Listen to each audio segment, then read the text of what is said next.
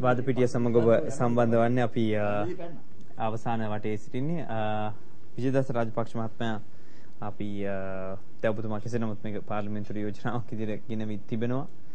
මේ සම්බන්ධයෙන් ඔබ බලාපොරොත්තු වෙන්නේ ඔබ විපක්ෂයේ മന്ത്രിවරයෙක් මොන දෙයක්වත් ඔබ ස්වාධීනව ගෙනාවත් එක්සත් ජාතික පක්ෂ නියෝජනය කරන മന്ത്രിවරයෙක් ආණ්ඩු පක්ෂයෙන් ඒ සහාය ලැබෙවි කියලා අපේක්ෂා කරනවද සහ නොලැබෙයි කියලා ඔබ හිතනවා මේ වෙලාවේ කළ යුතු ඒ ජාතික කාර්යභාරයක් ඉදිරිය ඔබ දකින්න කටයුත්ත මොකක්ද? විනාඩි 7ක් යන්න පුළුවන්.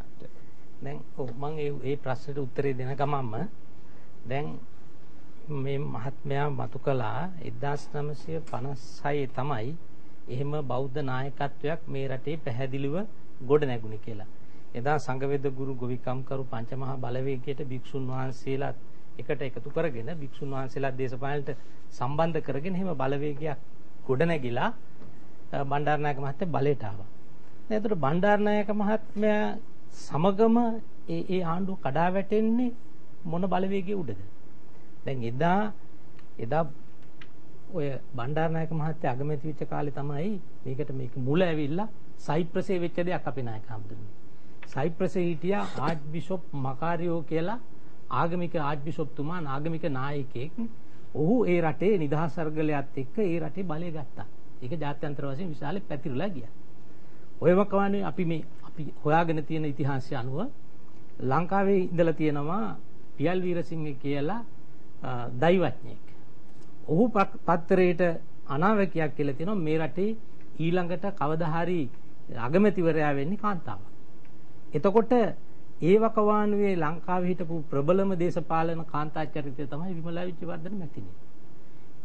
එතකොට මාපිටිගම බුද්ධරක්කිත හාමුදුරන්ට අදහස පහළ වුණා ඒ වගේ මටත් මේ රට පාලනය කරන්න දේශපාලනය කරන්න ඒ මහත්මිය විජේවර්ධන මහත්මිය බලයට දාගත්තොත් එතුමියගේ නාම මාත්‍රේ ඉඳලා මට පුළුවන් මේ රටේ දේශපාලන බලය අල්ලගෙන මේ රට පාලනය කරන්න. ඒ කතිකාවතන එළියට ආවේ අපේ නායක හම්බුනේ. දැන් එතන අන්තිමට බණ්ඩාරනායක මහත්මයා විනාශ වෙලා චෝදනාව ලැබෙන්නේ භික්ෂුන් වහන්සේට. ඇයි මේ ක්‍රියාකාරී දේශපාලනඥයට භික්ෂුන් වහන්සේලා පක්ෂ දේශපාලනට ඇදගත්ත නිසා තමයි ඒක වුනේ. එතනින්ම පෙනෙනවා අපි මේ බෞද්ධ පුනරුදයක් ඇති වුණායි කියලා කියන ගමන්ම බුද්ධ ශාසනයට වෙච්ච හානිය මොකක්ද කියලා එදා භික්ෂුන් වහන්සේලාට සිද්ධ වෙච්ච අවමානය මොකක්ද කියලා බොහොම පැහැදිලිව පේනවා. අනිත් එක දැන් ඔබ අහපු ප්‍රශ්නෙට ඍජු පිළිතුරක් දෙනවා නම් මුලින්ම සඳහන් කරා මේක පුද්ගලික മന്ത്രി යෝජනාවක්. මේක දේශපාලන පක්ෂයක ප්‍රශ්නයක් නෙවෙයි. මේක ආගමික එක ආගමකට සීමා වෙච්ච ප්‍රශ්නයක් නෙවෙයි. මේ රටේ පාර්ලිමේන්තුව නියෝජනය කරන 225 දෙනාටම ආගමක් තියෙනවා. ඒ උදවිය ඒ තම තමන්ගේ ආගම් පිළිබඳව විශ්වාසයක් තියෙන උදවිය. ඉතින් ඒක නිසා මම දේශපාලන පක්ෂ නායකින්ගෙන් අතිගරු ජනාධිපතිතුමා ඇතුළු සියලුම දේශපාලන පක්ෂ නායකින්ගෙන් ඉල්ලීමක් කරනවා මේක දේශපාලන න්‍යාය පත්‍රයට අතාල නැති නිසා හෘද සාක්ෂියට එකඟව ඒ උදවියට තම තමන්ගේ කැමැත්ත අනුව ඡන්දය දෙන්න අවස්ථාව ලබා දෙන්න කියලා. දැන් එහෙම ඒ ක්‍රමයේ අනුගමනය කරොත් අපිට විශ්වාසයක් මට ලොකු විශ්වාසයක් තියෙනවා මේ පනත අපිට සම්බන්ධ කරගන්න පුළුවන්. අපි කතා කරොත් පුජ්‍යලිකව කතා කරොත් ඔය හෙළවුරුමේ ඇරෙන්න වෙන කිසිම කෙනෙක් මම කතා කරපු අය අතරින් කිසිම කෙනෙක් මේක අනුමත කරන්නේ නැහැ. ඉතින් ඒක නිසා මේක මුළු මහත් රට වෙනුවෙන් හිතලා ගත්ත තීරණයක් මිසක් එක පක්ෂයකට ප්‍රතිලාභ ගන්නවත් එක ආගම් කණ්ඩායමකට ප්‍රතිලාභ ගන්නවත් එහෙම මුකුත් මේකේ ඇතුලේ සැලැස්මක් නැහැ. මේක කියන්න ඕන දේ තමයි පිටින් කියලා තියෙන්නේ. ඉතින් කාට හරි අනියත බයක් තියෙනවා නම් මේක ගැන ඒ බය තියෙන්නෙම Tamanට මොකක් හරි ලැබිලා තියෙන වරප්‍රසාද වරදාන නැති වෙයි කියලා බයක් ඇති වෙන උදවිය රෙන්න වෙන කාටවත් මේකට විරුද්ධ වෙන්න හේතුවක් නැහැ. අනිත් එක දැන් ඒ හෙළවුරුමෙට ඡන්ද ලැබිච්ච ප්‍රමාණය ගැන මෙතුමා සඳහන් කරා ලක්ෂ 5මාරක් කියලා ඒ 2004 ඡන්දය. හැබැයි 2010 පැවති ඡන්ද එහෙම ඡන්දයක් ලැබිලා නැහැ. ඒ පක්ෂයක් නමින් ඡන්ද ඉල්ලලත් නැහැ. ඉතින් ඒක නිසා අද වෙනකොට මේ රටේ ජනතාවගේ ජන විඥාණය වෙනස් වෙලා තියෙනවා. අනිත් පැත්තෙන් ගත්තම ප්‍රකාශනිකුත් කරනවා මේ අපි නිසා තමයි යුද්ධ දිනුවේ කියලා. ඉතින් බලනකොට දැන් මේක මේ එක දේශපාලන පක්ෂයක් හාමුදුරු ඉන්න පක්ෂයක් නිසා තමයි මේ යුද්ධ දිනලා තියෙන්නේ මේ රටේ. මේක මේ රටේ මහත් ජනාධිපතිතුමාට මේ යුද්ධය මෙහෙවපු දෙවියට මේ රටේ යුද්ධය කරපු ලක්ෂ සංඛ්‍යාත අපේ මේ රණවිරුවන්ට කරන මේක අපහාසයක්. ওই ජාතික හෙළවුරුමේ තිබුණේ නැත්තම් ජනාධිපතිතුමා යුද්ධ නතර කරනවද? ඒක එතුමාට කරන නිගරුවක්. ඕක තිබුණේ නැත්තම් මේ රටේ සොල්දාදුවෝ යාපනයේ උතුරු නැගිට රැත ඇරලා කොළඹට එනවද? ඉතින් ඒක නිසා ඒක ඇවිල්ලා බොහොම අසාධාරණ චෝදනාවක් ඒක අසාධාරණ විදිහේ ප්‍රකාශනයක්. අනිත් එක දැන් ඔය කරයි කියන සේවාව දැන් මගෙන්ම ප්‍රශ්න කරනවා 2004 මැතිවරණයේ කැස්බෑවේ මහරගම එක්සත් ජාතික පක්ෂයේ 3 වෙනියට ආයේ මොකද කියලා කරුණු හොයන්න කියලා. දැන් එහෙම වුණා. ඒක තමයි ප්‍රතිඵලය. සෝමහාමුදුරුවෝ නිසා උන්වහන්සේගේ නම වෙනුවෙන් ඒක වුණා. හැබැයි අපි අහනවා මහරගමට කැස්බෑවේ ආසනයේට ජාතික හෙළවුරුමේ රූපවාහිනී බෞද්ධ channel පටන් ගන්න ලයිසන් ගත්තා. ලක්ෂ දහස් ගණන් වලට විකුණ ගත්තා. മന്ത്രിවරුන්ට ලැබෙන පර්මිට් ලැබුණා. ලක්ෂ 50ට 60ට 70ට පර්මිට් එක විකුණ ගත්තා. එතකොට ඒ උදවිය පාර්ලිමේන්තුවට යවන්න එවපු මහරගම ආසනේ කැස්බෑවේ ආසනේ පන්සලකට අද වෙනතේ වැසිකිළියක් හදලා දීලා තියෙනවා. හදලා දීලා නැහැ. වැසිකිළි දේශපාලන වැසිකිළියක් හදලා නැහැ. අපි මේ වැසිකිළිය කරගන්න ඔබතුමා වැසිකිළිය කරන දේශපාලනේ එතුමාලා මේ ජාතිකයට තලයට ගෙන්න යනවා. ඉතින් ඒක තමයි වළක්වන්න ඕන. මොකද මේකෙන් වෙච්ච සේවය මේකෙන් වෙච්ච සේවය මොකක්ද කියලා අපි අහන්නේ මොකද්ද කරලා තියෙන්නේ? සංවාද විනය තමන් පෝෂණය වෙලා තියෙනවා. තමන් වරදාන අරන් තියෙනවා. තමන් පළ ප්‍රයෝජන අරන් තියෙනවා. ඉතින් ඒක නිසා ශ්‍රී ලංකාවේ නඩු ටික අරගෙන මම වරදාන ගත්තේ මම එහෙමනේ වෙලා තියෙන්නේ. ඔබතුමා මේ මොනවද මේ කියන්නේ? පොඩ්ඩක් සංවාද විනය තියාගෙන ඉස්සෙල්ලා. ඔබතුමා. හොඳයි. සංවාද විනය තමයි ගන්නන්නද? උගන්නන්නද මට හදන්නේ. ඉස්සෙල්ලා කියපු වචන ගන්න. සංවාද විනයට කලින් මොකද කියන්නේ? මට තේරෙන්නේ නැහැ මොකද කියන්නේ. හැසිරෙන්න ජාතික හැලවුරුමේ ලාංඡනය ඕක. අනේ මේ ජාතික හැලවුරුමේ ලාංඡනය. රස්තියාදුකම පෙන්නන්නේ. අපි මේ අවසාන වටේ අපි අවසාන ඔබතුමාලාට දුකමක් තියෙන වැදගත් කෙනෙක් ගෙන්න ගන්න. සංවාදයක් කරනකොට. එතකොට දැන් අපි අහන්නේ එහෙම ආවයි කියලා මේ රටේ ආගම විනාශ කරගෙන අපේ ජන සංස්කෘතිය විනාශ කරගෙන අද වෙනතෙක් රටට වෙච්ච අබමල් රේණුවකත් සේවයක් නැහැ. එහෙමනම් මොකටද අපි මේක තවදුරටත් මේක විනාශ වෙන්න ඉඩ දී අරගෙන යන්නේ? ඒක නිසා පාර්ලිමේන්තුවේ හැමෝටම වගකීමක් තියෙනවා. කාලීන අවශ්‍යතාවයන් අනුව බලලා රටේ අවශ්‍ය නීති වෙනස් කරන්න. ඒක තමයි මේක කරලා තියෙන්නේ. මේක කාටවත් කේන්ති ගන්න, පුප්ප ගන්න එහෙම හේතුවක් නැහැ. මේක හරිද වැරදිද තීරණය කරන්නේ මෙතනින් 4 දෙනා නෙවෙයි. මේක හරිද වැරදිද කියලා තීරණය කරන්නේ අපේ ඉන්න මේ අහන් ඉන්න බලන් ඉන්න ප්‍රේක්ෂකයොත් නෙවෙයි. මේක තීරණය කරන්න පාර්ලිමේන්තුවේ 225 දෙනෙක් ඉන්නවා. මේක ප්‍රජාතන්ත්‍රවාදී පිළිගන්න පක්ෂයක් නම් ඒ උදවියට ඒ තීරණය ගන්න ඉඩ දීලා ඒ මතයට ගරු කරලා බලාගෙන ඉන්න ඕන මොකද වෙන්නේ කියලා. හොඳයි. බෙහෙන්ම ස්තුතියි ඔබතුමාට අනුරුද්ධ ප්‍රදීප් මහත්මයා ඔබතුමාගේ අවස්ථාව. ඔව් අතම චතුර මම බලාපොරොත්තු වෙන්නේ නැහැ ඔබතුමා මට අර කලින් මේක ආරම්භ කරන්න කලින් කිව්වේ මේක ටිකක් සංවාදයක් කියලා. කියන්නේ විවාදයක් නෙවෙයි කියලා. නමුත් මේ මුලින් ඉඳන්ම භාෂා භාවිතා කරපු වචන පටන් ගත්තේ නොහොමිනා වැඩේ කියලා. ඊළඟට දිගට ඒ වගේ වචන විල්ලැජ්ජ නැති වැඩ වගේ වචන වලින් තමයි පටන් ගත්තේ. ඉතින් එතකොට මේක සංවාදයක් වෙන්නේ නැහැ නේ චතුර. මේකේ තියෙනවා එතකොට මේ ඊට වෙනස් තලයකට මේක යනවා. ඉතින් ඒක Taman තීරණය කරන්න ඕනේ Taman මේද විනයානුකූල අනිත් අයද කියලා.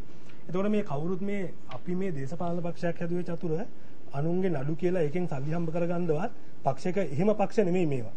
ඒක ඉස්සෙල්ලාම මතක තියාගන්න. Taman කරන දේවල් අනිත් අයට මේ දාගන්න ඕනේ නැහැ. මම පාවිච්චි කරන්නේ මගේ වාහනේ මම ජීවත් වෙන්නේ මගේ පඩියේ. මේක කාගේවත් ඒවා නෙවෙයි අපි ජීවත් වෙන්නේ.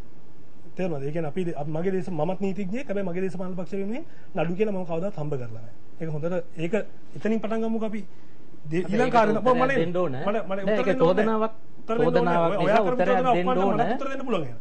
දේශපාලන පක්ෂයේ චතුර මගේ වෙලාව මම ශ්‍රී ලංකා නිදහස් පක්ෂය ඇතුලේ දේශපාලන සන්ධානයේ මම ගාස්තු අරගෙන කරා නම් අපේ හැමදෙනේ දැන් ලක්ෂ 200 මට තියෙන්න ඕනේ. හොඳයි.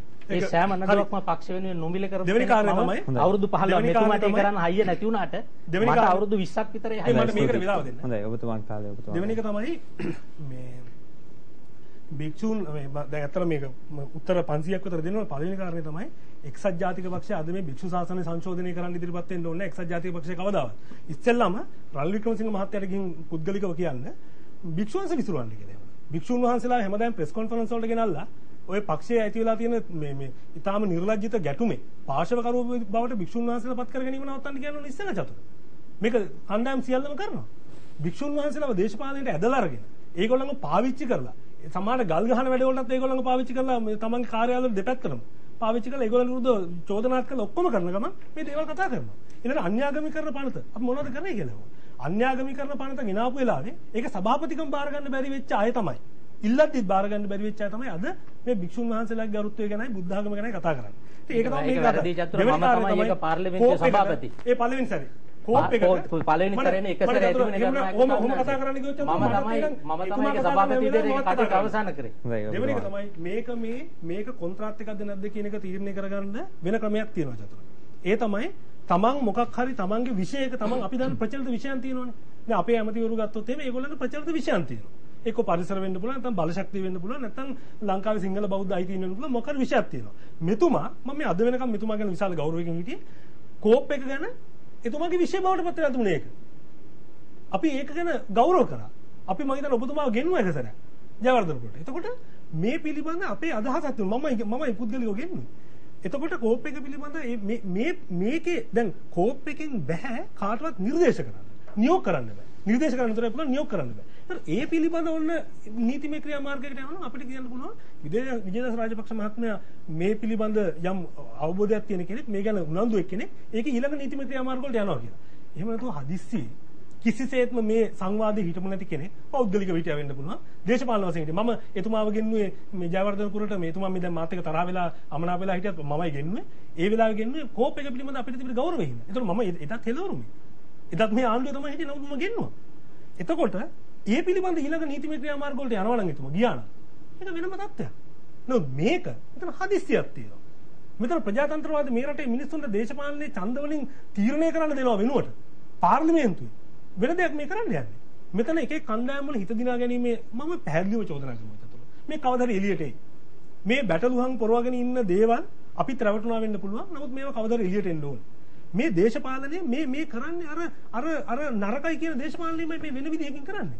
මේක අර කොටස් වෙන්න පොලේ දේශපාලනයක් මේ තියෙන්නේ. ඒ පැත්තේ මොකද්ද උඩට යන්නේ ඒක පැත්තට යනවා අර මොකද කරන්නේ මෙයා මොකද කරන්නේ කියලා බලන දේශපාලනය. මේකට අපි එකඟ වෙන්න ඕනේ නැහැ. ඊළඟ කාර්යය මේ කෙටියෙන් මම උත්තර දීගෙන යන්න.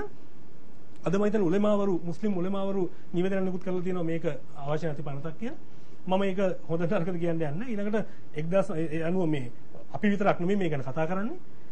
දෙවෙනි කාරණේ තමයි මේ වෙන රටවල් වල භික්ෂු දේශපාලනයක් නැහැ කියන අර්ථයෙන් කතා කරා. වියට්නාමයේ කොන්දක් හාමුදුරු ගිනි තියාගෙන මරන ටිබෙටේ අදත් ගිනි තියා ගන්නවා. ඒ භික්ෂු දේශපාලනයක් තමයි. ඊළඟට බුරුමේ ඒකට කිව්වෙත් සැෆ්‍රන් මේ කහපාට විප්ලවය කියලා කිව්වේ. මිලිටරි ජුන්ටාවට විරුද්ධව පාරට බැස්සේ හාමුදුරුවෝ.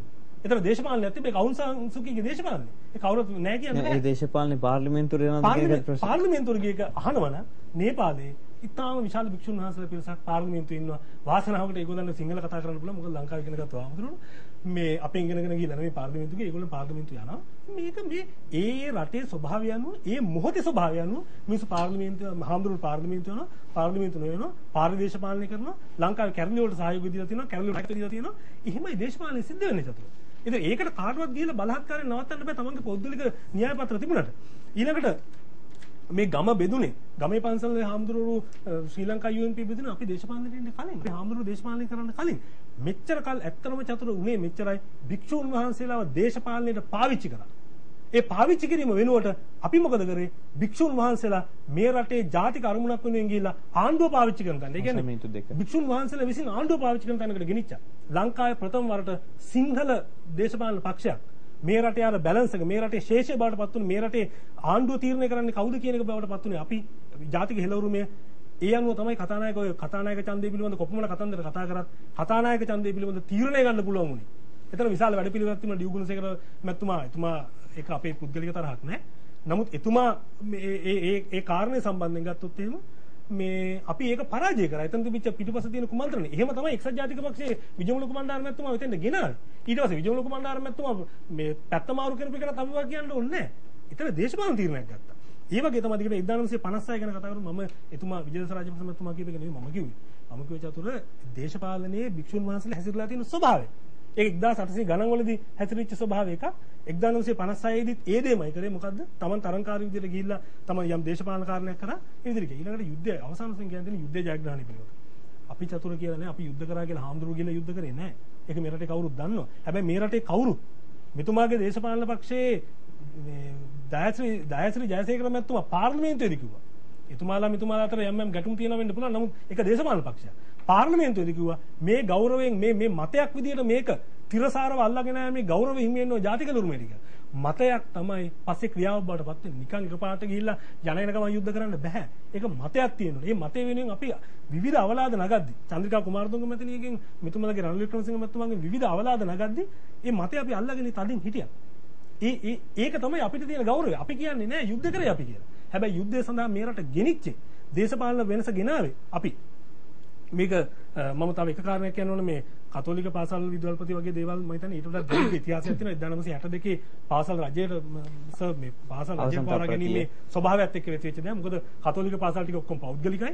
රජයේ පාසල් වෙලා තියෙනවා බෞද්ධ පාසල්. ඒකෙන් බෞද්ධ පාසල් වලට විදුහල්පති කෙනෙක් පත් කරගන්න බෑ. මොකද වෙන ක්‍රමවේදයක් තියෙනවා. ඒ කෙසේ වෙතත් මට අද පොඩ්ඩක් චතුර මොක කාලයකට පස්සේ මේ දේශපාලන මේකට ආවේ පොඩි කනගාටුවක් තියෙනවා. මොකද මම මෙතෙක් කල් ඉතාම ගෞරව කරමින් හිටපු චරිතයක් විජේදාස රාජපක්ෂ මහත්මයා. නමුත් අද මේ අපි අතර යම් විරසකයකුත් ඇති වුණා. ඒකට හේතුව එතුමා දේශපාලන පක්ෂයකට, දේශපාලන කණ්ඩායමකට, දේශපාලන මතයකට මේ රටේ ඡන්ද කොට්ටාසයකට දෙන්න ඕන ගෞරවය දෙන්න නැතුව ටිකක් නරක වචන පාවිච්චි කරමින් පනතක් ගන්න එතුමාට අයිතියක් තියෙනවා. නමුත් ඒ පනතේ සීමාව ඉක්මවා ගිහිල්ලා යම් දුරකට ගමන් කරපු එක නැත්තම් මම මේ පෞද්ගලික කාරණා ගන්න ලෑස්තිත් නැහැ. ඒ නිසා මේ මගේ පැත්තේ මොකක් හරි අඩුපාඩුවක් සිද්ධ වුණා නම් මම ගැන කනගාටු වෙනවා. නමුත් අපේ දේශපාලන මතය වෙනුවෙන් පෙනී සිටීමේ අයිතියක් චතුර මට තියෙනවා. හොඳයි ස්තුතියි ඔබතුමාට. ඔබට නිදහස තිබෙනවා මේ මතය දරන්නට. අපි ඔබටත් නිදහස දිනවා තීරණය කරන්නට ගෙදර ඉඳලා අපි මොහොතක් දෙන්න ප්‍රධාන පාලක මැදිරියට යමු වෙලා අවසාන